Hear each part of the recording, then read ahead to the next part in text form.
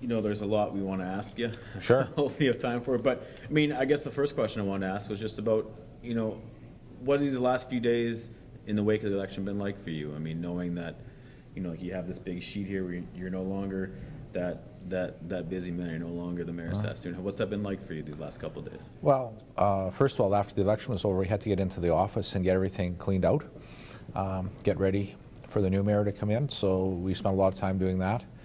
And then on Monday, the day of the swearing in, we still had things we had to get cleaned up.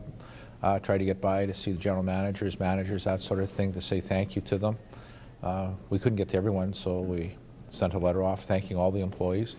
But in the meantime, we had gone to see all the police platoons. There's 4 of them that we went to see. We went to all the fire halls to thank them too.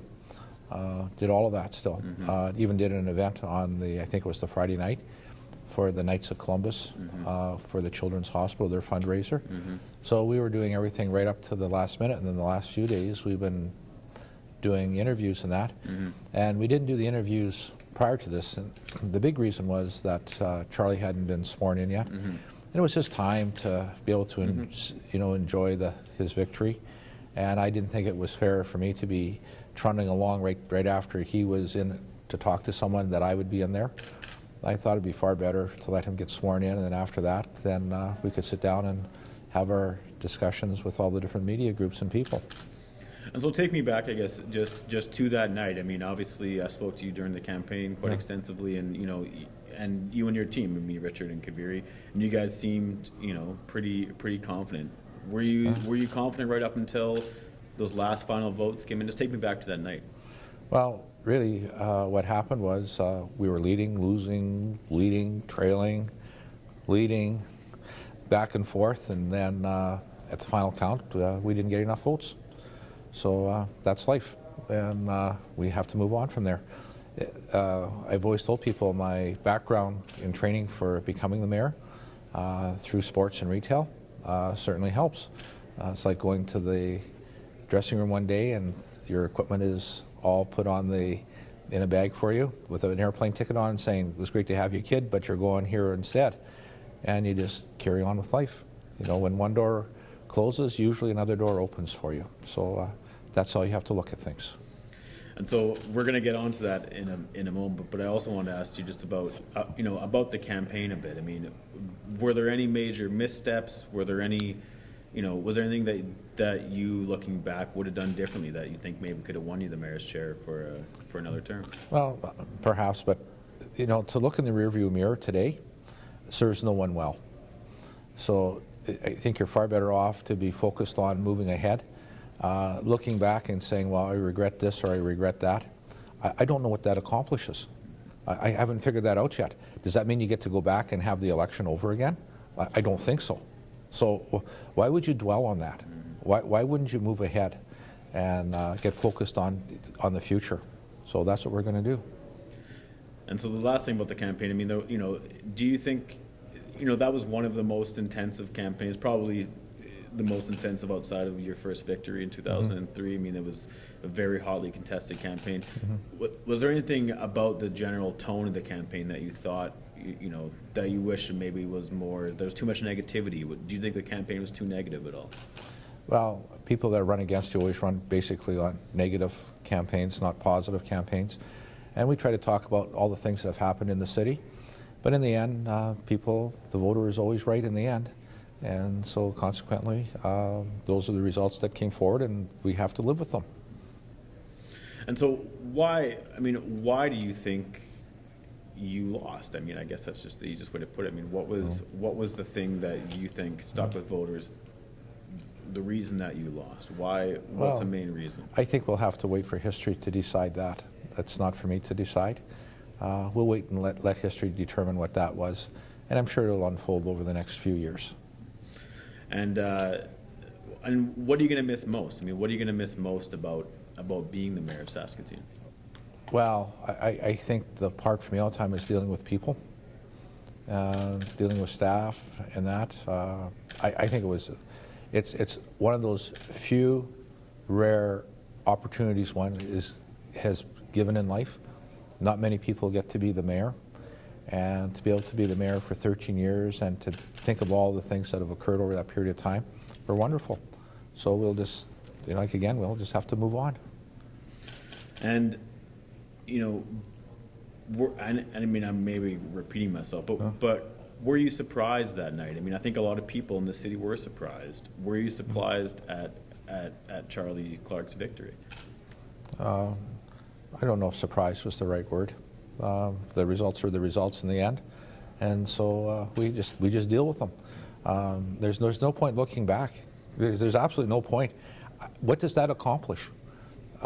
People so often keep on looking in their rearview mirror, and what does that gain in the end?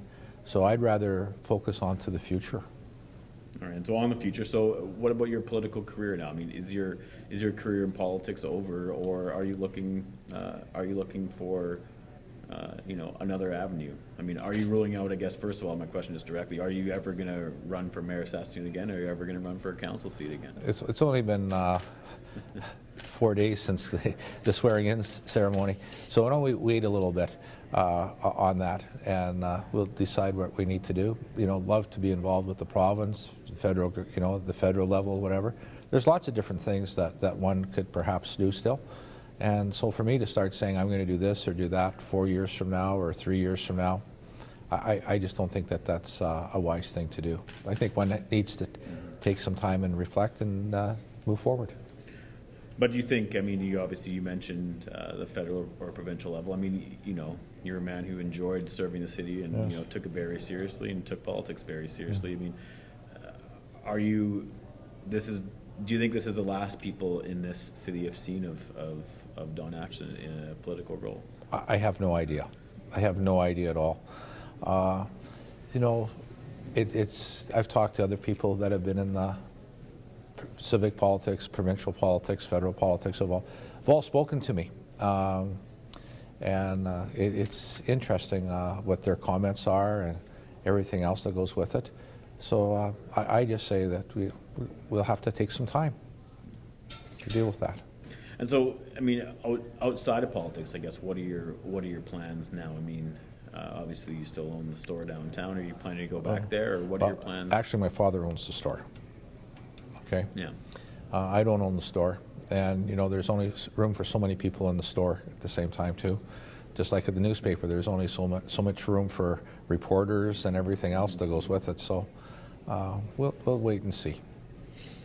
And one thing I want to ask about, just a very specific thing, was transit. I mean, I know that was during the election campaign. I guess we'll start there. During the election campaign, I mean, they were rallying hard against you. They were campaigning for Kelly Moore. They were, and there was some advertisements of you, these characters of you running away with bags of money and stuff like that. Mm-hmm. Do you think that those attacks during the election campaign were constructive, or do you think that they were somewhat inappropriate for the transit union to be doing that?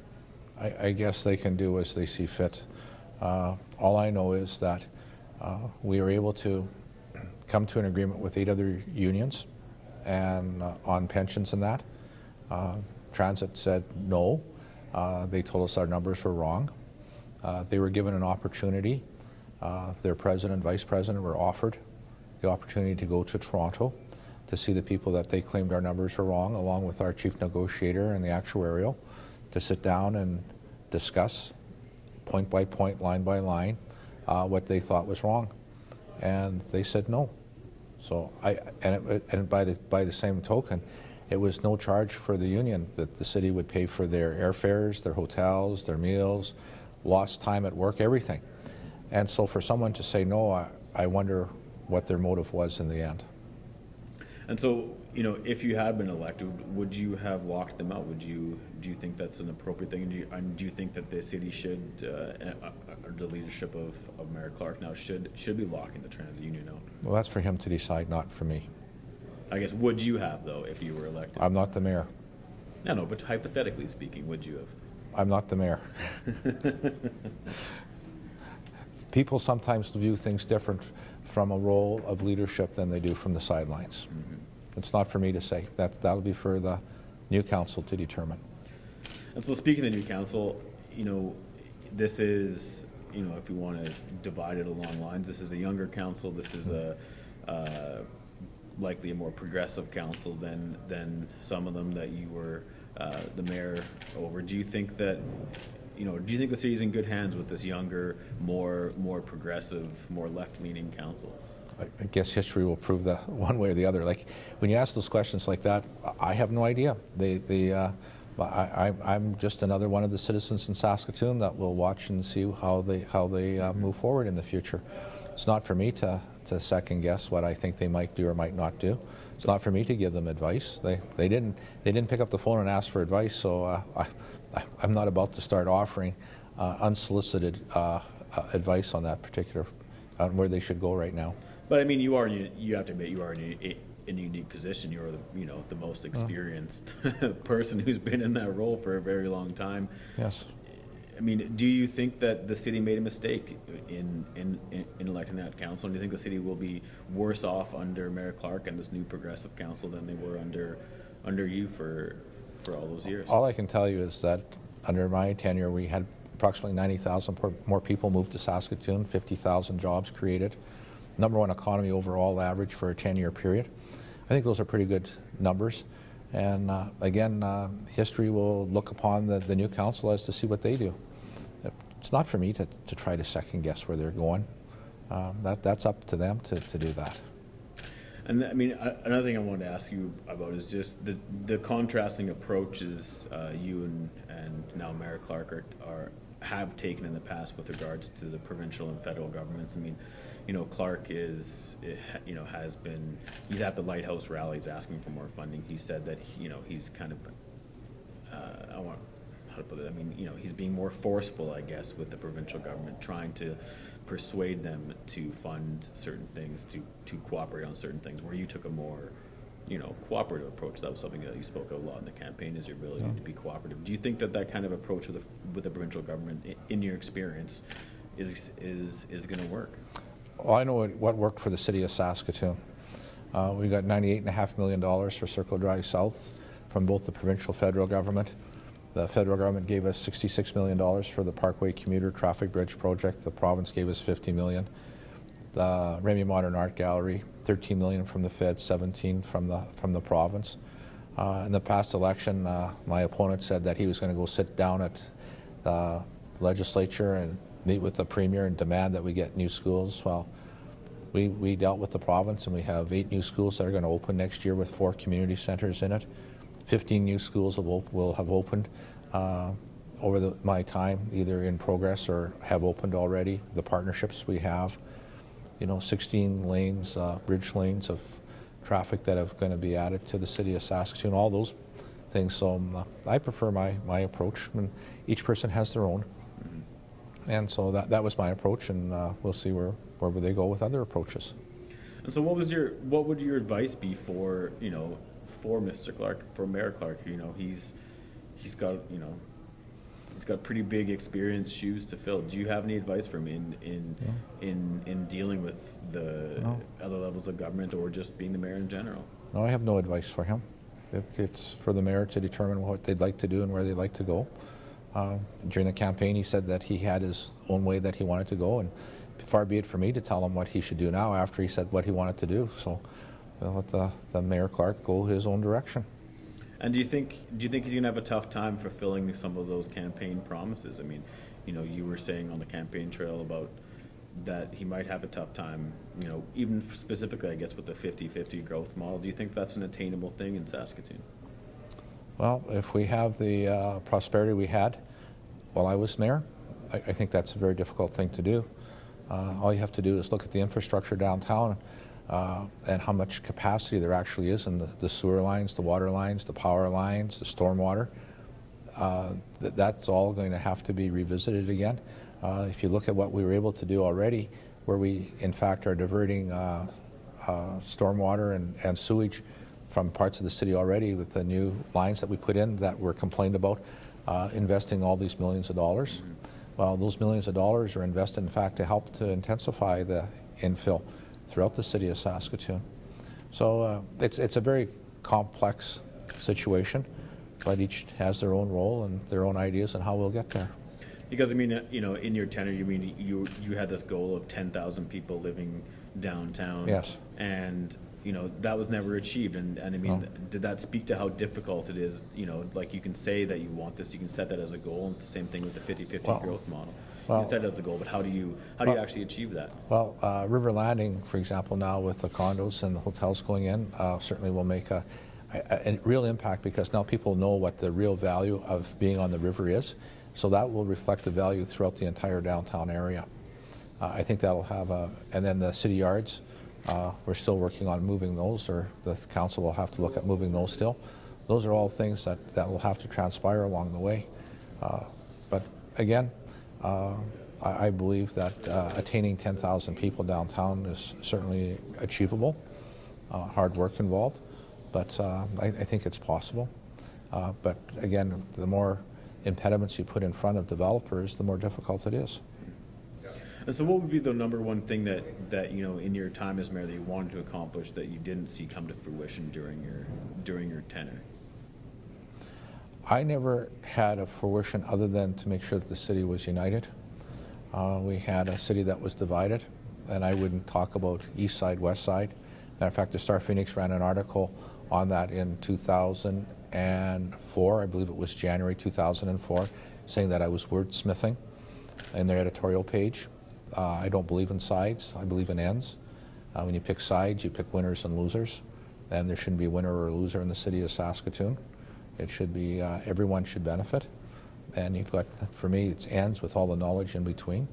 So we were able to do that. I looked at our police service when I came on board, was in terrible, terrible shape at that particular point in time. Morale was as low as it had ever been. People wouldn't even say they were police officers at that time. You look at recently what the morale levels are at, they able to accomplish getting a new police headquarters built that will serve the city to 500,000, and then substations after that out to 1 million plus people. Those are all wonderful things, but I think the most important part is that people have jobs. If you don't have a job, you really don't have much, and that really leads to a healthier and vibrant community. And so just on the policing thing, I mean, do you think that the police force is now is still in good hands with Mayor Clark at the helm? I mean, policing was an issue during the campaign, and you were the only candidate in favor of continuing with the street checks, which Chief Wayhill has recommended. Do you think that kind of high morale and that the changes that you were able to accomplish with the police force, do you think those will continue under a new leadership? Only time will tell. Only time will tell.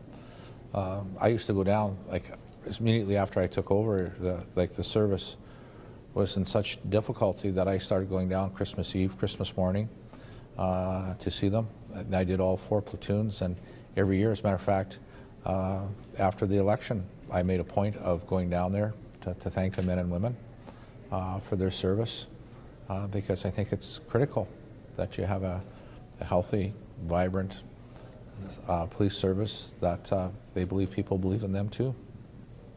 And one thing I forgot to ask what election night was, the fact that Kelly Moore showed up at City Hall to shake Clark's hand, but you didn't show up until afterwards. Why weren't you there, I guess, to shake Clark's hand after that? And have you spoken to him since? No, I haven't spoken to him. He claims he's tried to get a hold of me, but I have no records of that whatsoever.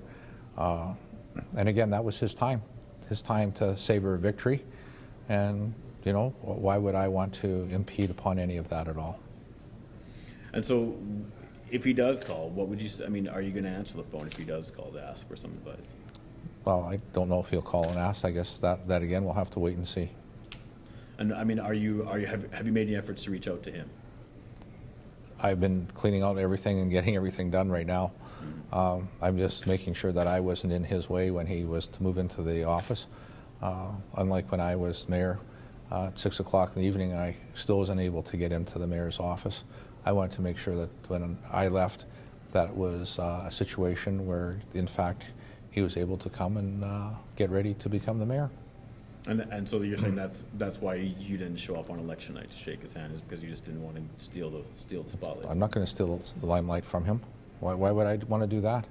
Why would I want to get into a situation like that? Why would I want to go out right after and trail behind wherever he was going to do interviews, that I would show up next to deflect that? Why wouldn't I allow him that opportunity to enjoy the moment. There's a lot of responsibility that falls on your shoulders. 270,000 people are at home praying that you'll make the right decisions for their families, because if you make the wrong decisions, it can have a catastrophic effect upon the entire economy in our community. We're one of 9 cities in Canada that they have said has to succeed in order for Canada to succeed. Those are, I think, pretty monumental things that you need to make sure that you're aware of on an ongoing basis. And I'm certainly wasn't going to get in the way of him enjoying, if you wish to call it, a few days before having to get in and roll up the sleeves and get going. Why would I do that? Why would I infringe upon those few wonderful days of being able to do that? And so the other, one of the other stark differences you've seen just in the day since he's become the mayor is, he's asked people to refer to him as Charlie, or as Mr. Clark, as opposed to his worship. And I know you were a person who had a lot of reverence for that, for the position of the mayor. And even as a reporter, I refer to you as your worship all the time, right? Right. Do you think that something is lost if someone like Mr. Clark doesn't want, doesn't have that same kind of reverence for the title, for the same kind of, and he's saying that he's going to let councillors show up at events more than going to events like you did. Right. Do you think that something is lost in him saying that? Council, not council, but the citizens will decide that in the end. Not me. I referred to him in our interviews already as Mayor Clark. You haven't heard me call him Charlie or Mr. Clark. He's the mayor. And it's important to remember that. I still remember watching an episode of West Wing one night, and the president's closest confidant to them had a disagreement, and the president broke his poll cue, and he turned to him and said, "Don't forget, I'm still the president." When you're the mayor or whatever, the leader in your community, your province, or your country, you're the leader. You're the one that people are looking for to set the tone for your community. And I guess it's just... And that's how I looked at it. My role was to set the tone. I still remember the night that we had the big blizzard. The next day we were going to have the State of the City address. And it was at the Radisson. And they wanted to know if we should cancel it. I said no. We're going ahead. Should we shut down transit that day? Because I said no, we're going to keep going. The city's going to be open for business. And so that's what we did. So the mayor, your leaders are the ones that are supposed to lead. Unfortunately today, in a lot of cases, you have politicians that want to be followers.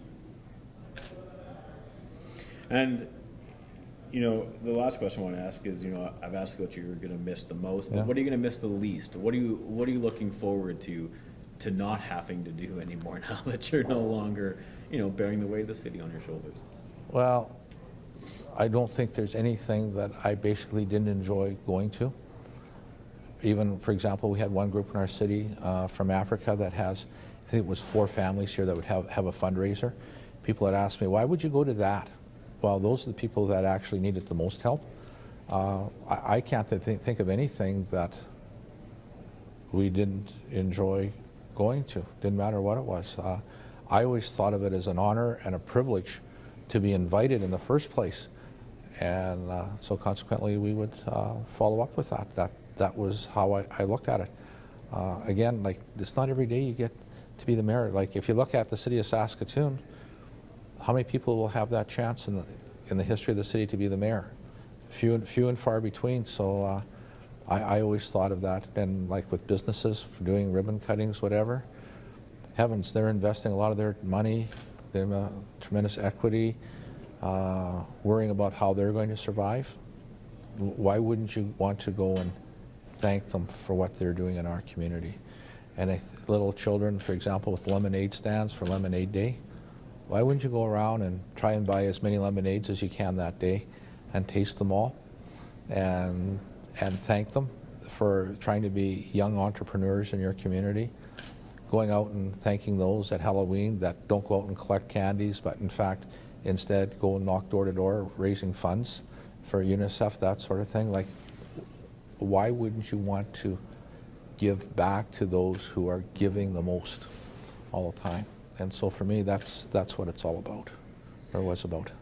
And so, I mean, are you going to enjoy sleeping in though? I mean, you know, like you look at the schedule. I mean, you know, I've came around with you during election campaigns on your days, and you're a very busy man. I mean, are you going to savor not having to, you know, go out to those events every day? Are you going to savor being able to spend time at your house with Mardell and being relax? being able to spend more time with Mardell and the children, like I think over the years, birthdays. I think probably the hardest part is coming home after a council meeting or being at a function, and everyone's gone to bed already. And the birthday cake's out there with a couple of candles on it still, and they've gone to bed. Maybe I'll be able to make those now. And they were very, very understanding about that. Most families wouldn't be, but they were very, very good in that particular area. But you know, when you talk about, are you going to miss going to these functions? Heavens no. I loved going to every single function. Every function was a special function because it was special for those people, and if it was special for them, it's special for me. And I wanted to be part of them. I wanted to be there for their success, for what they had. And sometimes we had to go to the odd funeral as well for a firefighter, whatever the case might be, to be with those families and how painful it was for them. But that's how I saw the role. But each mayor sees their role differently. And so just lastly, I mean, you know, you mentioned before that you were about not making a divided city, that you wanted to unite the city. What is your message to the citizens of Saskatoon, and I guess particularly the people who voted in your opponent, Mr. Clark? What's your message for them that you want, you know, that you want them to take away from, you know, from your closing remarks from this campaign?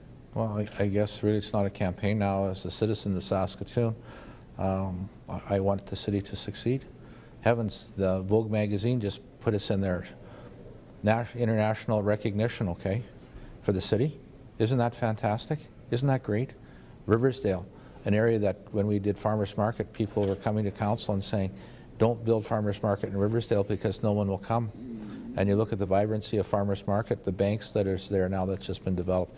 You look at all the business on 20th Street and how it's been rejuvenated and how fantastic that is. And those are things that we all have to believe can happen.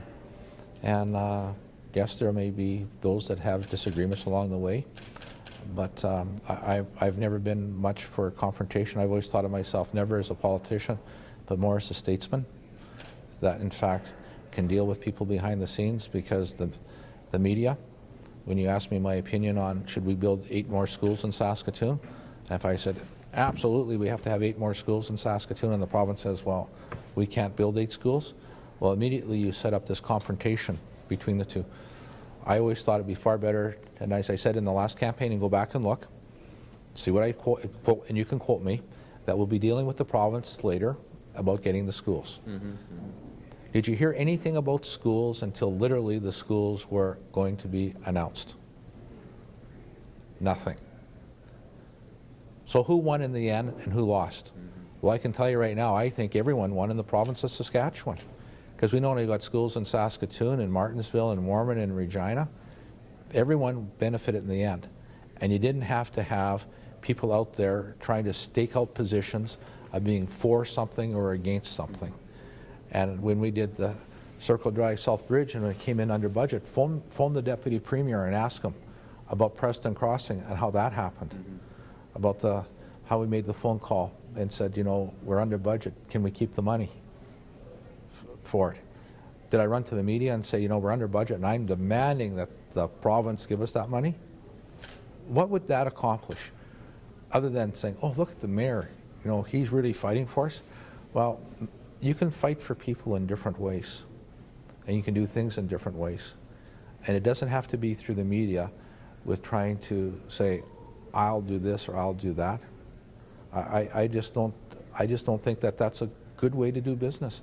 I think the best way of doing business is sitting down face to face and having those discussions and finding out where the differences are. And once you find out where your differences are, then you can at least close the gap. But to start off with saying where I'm here and I'm there and I'm not prepared to move, well, there isn't much movement and not much happens then. It's like the MVA when it was said about the government cutting back on funding. The province never cut back on funding. The province gave the same funding as the year before. The city of Saskatoon over the 2 years put in $516,000 more than it had over the 2 previous years. 250 plus the 16,000. You know, so there's things like that, you know, and you can sit down and have those discussions. But like I say, that was my style. I thought of it more as statesman. I never thought of myself as a politician. I just thought I was the luckiest guy in the world to be able to be given an opportunity. So that's what we did. We took it as on that role, and having been a goaltender in my previous career and everything else, I always had to count on other people to help me out to win. I figured it out a long, long time ago that I was never going to score a goal as a goaltender. So if I was never going to score a goal as a goaltender, who was going to score the goals? Well, it was going to be the other players that were going to. Who was going to help defend the net and everything else? It was the defensemen and the forwards. So I learned about this team aspect, that you all had to work together. And if you all worked together, it was amazing what we accomplished. And I look back over my career, right from minor hockey all the way through, and all the championship teams I played on. And I just think that that's the same philosophy we used all the way through, was cooperation. Cooperation works so much better than confrontation. Well, we're lucky to have you, sir. It was a pleasure. Thanks.